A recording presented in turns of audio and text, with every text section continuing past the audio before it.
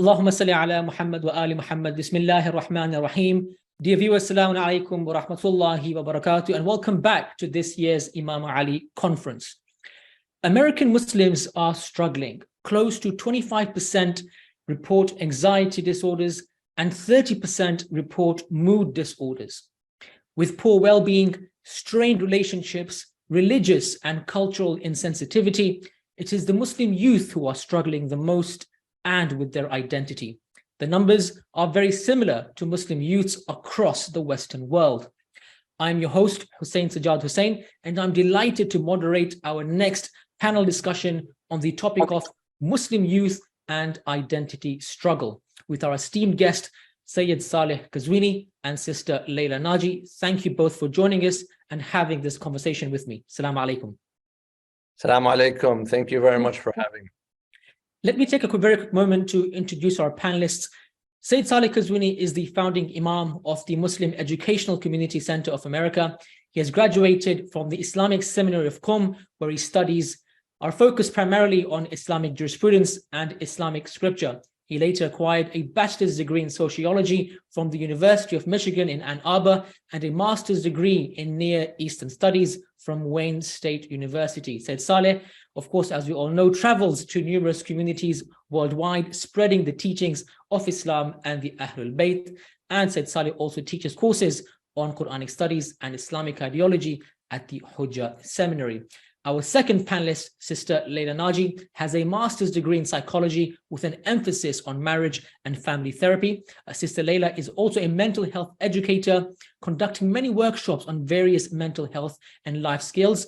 And Sister Layla, of course, as most of us know from following her on social media, is a counselor and a life coach, and she also runs her own business and has been working with clients for over 9 years. Ms. Naji is a professor of psychology at the University of Livorno, if I pronounced that correctly, and is also a certified positive discipline parent educator. You can follow Sister Layla on Instagram at Life Coach Layla. Thank you again both for joining us on this conversation. Alhamdulillah, we're glad to have you on this panel, where our topic, as mentioned at the beginning, is the identity struggle facing Muslim youth. I'd like to begin this discussion with Sayyid Saleh. Sayyidina, can we understand, or can you help us understand, what does it mean to have an Islamic identity? Well, as we know, Islam is a universal religion. Islam as a religion surpasses all cultures, all forms of obstacles that stop people from moving. Islam is a universal religion. Anyone could be a Muslim. Anyone could be a Muslim. So what it means to be a Muslim is to believe in God and to prioritize your faith and your belief above anything else. You could be an American Muslim, you could be Arab, you could cross all boundaries and at the same time be a Muslim. Having an Islamic identity means putting Islam above everything else. Al-Mu'minin Ali ibn Abi Talib, he has a very beautiful statement. He says, I do not see anything except I see God before it, within it, and after it. And this could kind of summarize what it means to have an Islamic identity. You could be anywhere, but if you put Islam above all, then you will have an Islamic identity. So how does one identify as a Muslim within the public domain, Sayyid? So to identify as a Muslim, of course, Islamically, you would have to say the Shahada. But to talk about someone who takes up the Islamic identity, it means fulfilling the obligations, fulfilling the duties, making sure that you are implementing the religious teachings and practicing the religious teachings, and you would be a Muslim. You would be a practicing Muslim. Wherever you may be, you could be a practicing Muslim. See, when it comes to anything else, when it comes to any other culture, any other nationality, you can't have two. You can't mix. But Islam, it mixes. Islam is universal. Islam could you could be a Muslim wherever you are, as long as you just practice the religious teachings. Sister Layla, when Sayyidina describes this identity so simply, it feels like there is no issue and there's no problem. However, we do realize and know that there is a crisis, or isn't there a crisis, Sister Layla, facing Muslim youth in America today? Well, thank you very much to the Sayyid and his wise words. And I wish it was that simple, and I think Islam does make it simple for us. But unfortunately, there is so much influence from everything around us. And especially when it comes to youth, there are so many things that they are currently exposed to that are sort of dragging them in different directions, different influences that they are under, that are undermining their Islamic identity, things that seem to be more appealing. As human beings, psychologically and emotionally, we have a sense to want to belong, and we have a sense that want to be accepted. And so sometimes if you are in the minority, to be accepted and to feel the sense of belonging, you're going to be tempted to do the things that the majority are doing. And what our youth are exposed to these days, which maybe wasn't the case maybe 10, 20, 30 years ago, is things like social media and media in general. And it is honestly an ongoing and uphill battle for parents and for everybody. Even as us as adults, we're influenced. And so even as adults, we can have identity issues. And so we're in the age of having Muslim influences now, but is it necessarily a good influence? And so I think there is definitely a crisis for people who are growing up in the West, even people who are growing up in Muslim countries. And I think the sense of identity needs to be reinforced by family and positive role models. And unfortunately, because we're sort of scattered and we're not living in the sort of village mentality that we used to, where you had a village to raise a family or extended family. Unfortunately, the youth are looking outside of families and the community for their role models, which is contributing to this sense of identity crisis. Right. Sayyidina, Sister Layla mentioned some very, very good points there regarding the youth struggling with peer pressure, with social media. And of course, even as adults, we face a very similar kind of pressure within our own circles, whether at work and within the greater society. So Sayyidina, when it comes to having an Islamic identity, is it important for one to have an Islamic identity? And should we be proud of showcasing that identity in the world that we live in? Yes, of course, it's very important to have an Islamic identity. But before we go, what I was saying is Islam as an ideology allows us to have an Islamic identity and live wherever we are. I could be living in America and I can have an Islamic identity. Now, is it a struggle? Is there a crisis? That is, of course, there is a struggle. Of course, and we are witnessing a crisis that is going on. But it's very important for a Muslim who is a practicing Muslim to uphold and to sanctify the Islamic identity. Because see, we live in a time of change. There's constant changes in our lives. Well, I live in a time that is very different from the time that my parents live. My kids live in a time that is very different from the time that I live. So it's only normal to face an identity crisis. Even if we were non-Muslims, we're just American or Canadian or British or wherever you are, you're going to constantly be facing an identity struggle, regardless of the faith. Now imagine having the faith on top. But why is it important to have faith? Why is it important to have my Islam be the help me lead my life and make decisions and make it be my identity? Because in a time of change, let us have our faith be the constant.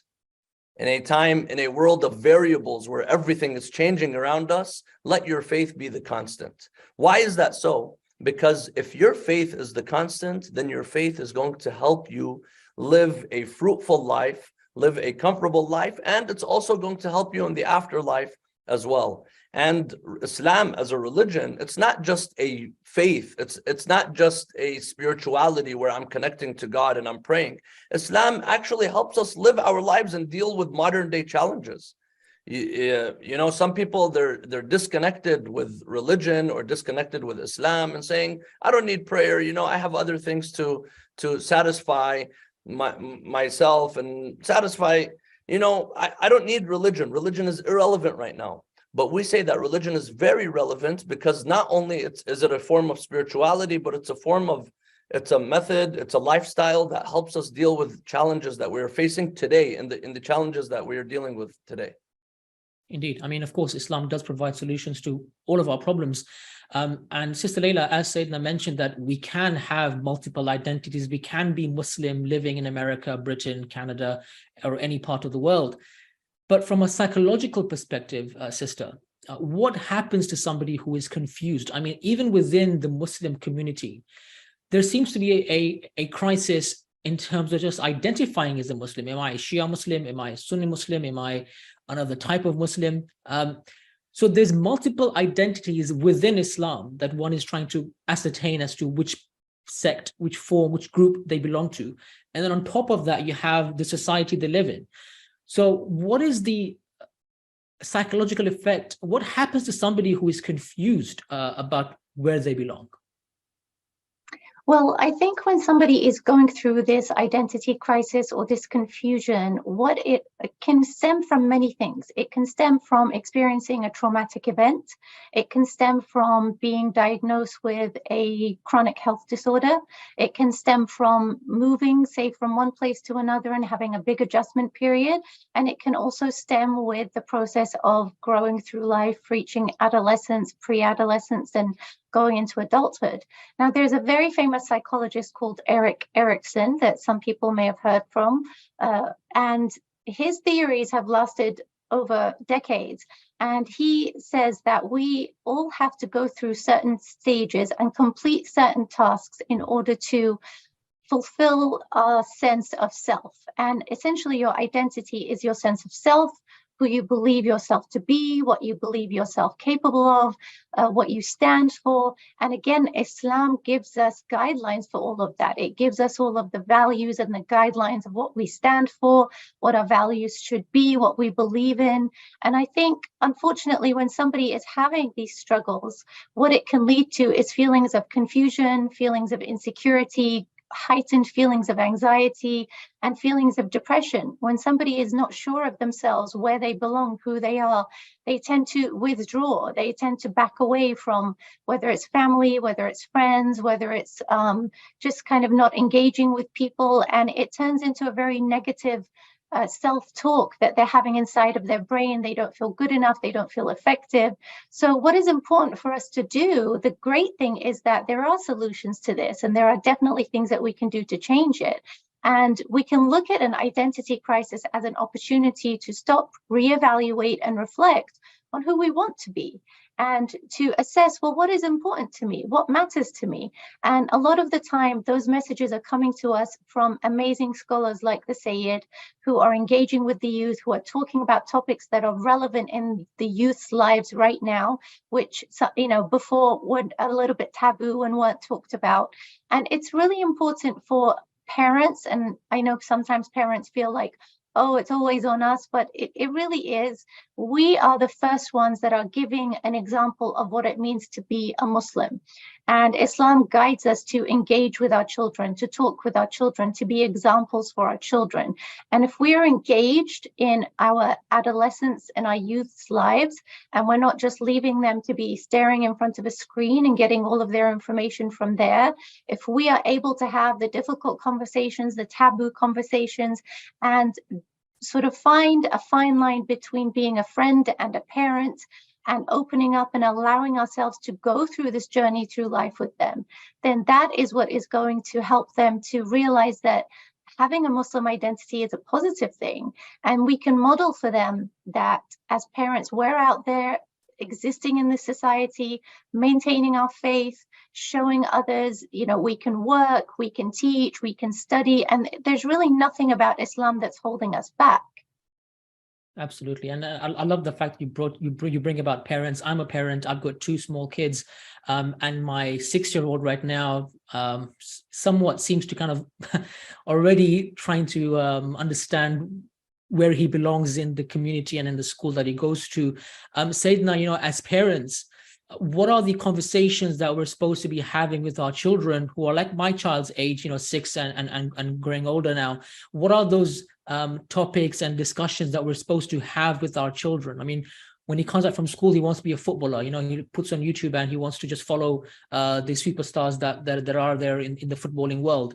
And then an hour later, we say to him, okay, now Ali Hadi, you have to listen to Quran. And then when Rajab comes along, you know, listen to Ali Fadl and all the other Nasheed reciters, you know. And so as parents, we try to put different kind of hats on our children, and sometimes it gets confusing upon them, you know. So what are the discussions that, from an Islamic perspective, a father or a parent should have with their child when it comes to forming their identity and then enabling them to be very confident Muslims, inshallah? So I agree with what Sister Layla mentioned, that the role of the family is very important. And in fact, it's the family that instills the identity in a child. Now, once they get older, then they start developing their own identity. They start getting exposed in schools and the university. But it's actually the parents, it's the family that instill that identity. And you have the opportunity to instill an Islamic identity, or you have the opportunity to allow Peppa Pig to install the identity in your children.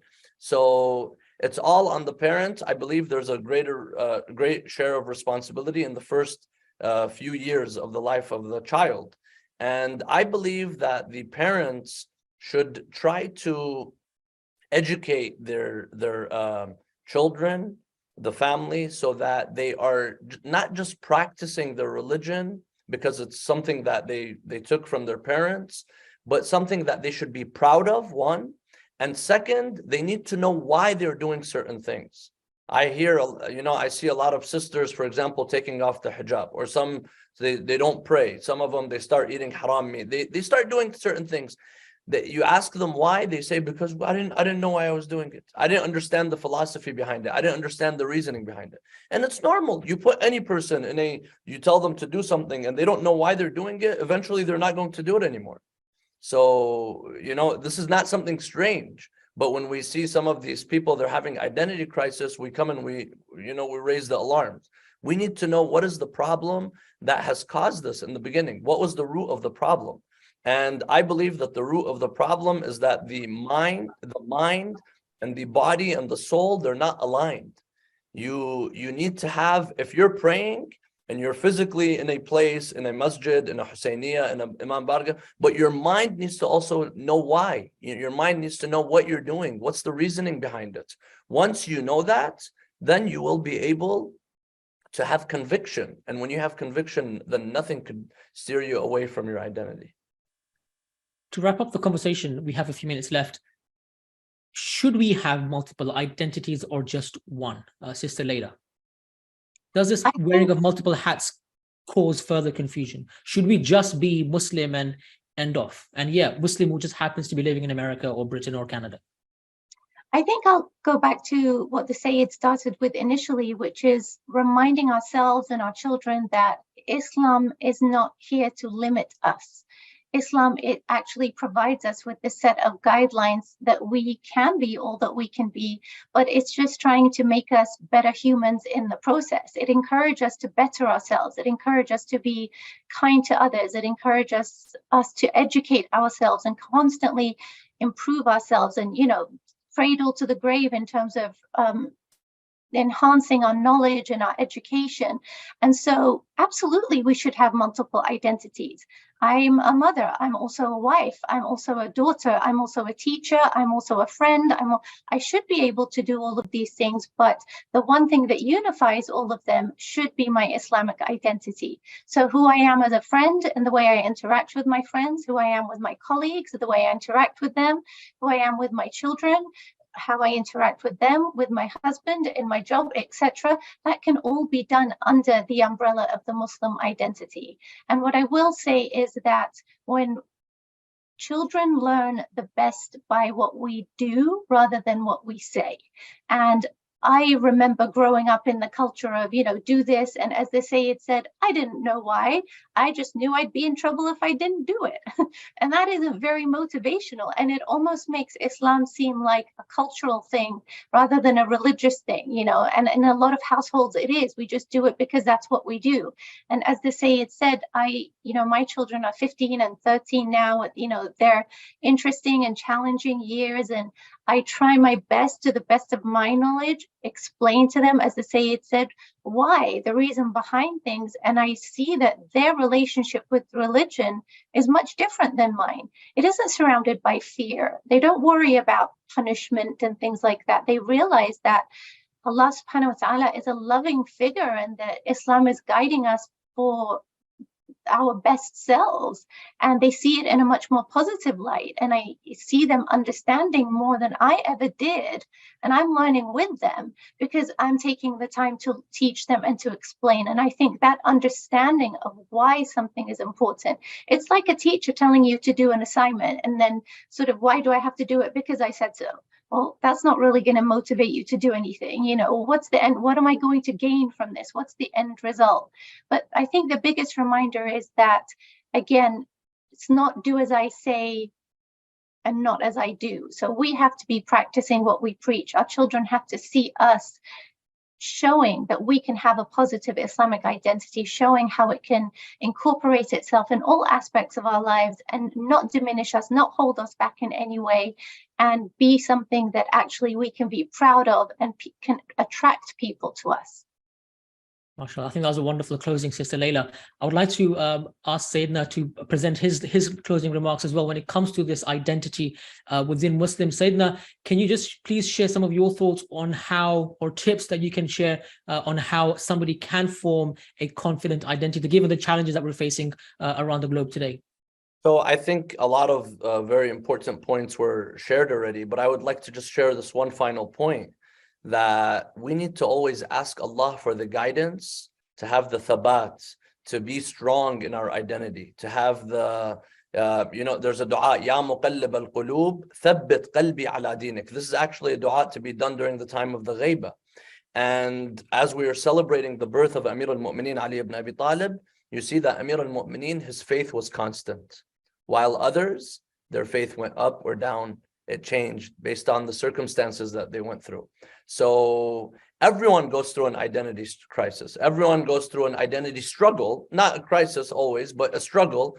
But if you have faith, if you have conviction, if you know why you're doing what you're doing, then your faith will be strong. And above all, do dua. The hidayah comes from Allah subhanahu wa ta'ala. The guidance comes from Allah subhanahu wa ta'ala. Always ask Allah for the guidance to keep you on the right path. Ahsan, thank you so much, Sayyid Saleh Qazwini and Sister Layla Naji, for joining us on this wonderful and exceptional panel and the conversation around Muslim youth and identity struggle. We hope our viewers have found this program, inshallah, beneficial, and we ask that they continue watching the Imam Ali conference for the next panel, inshallah. Take care. Assalamu alaikum wa rahmatullahi wa barakatuh. Assalamu alaikum.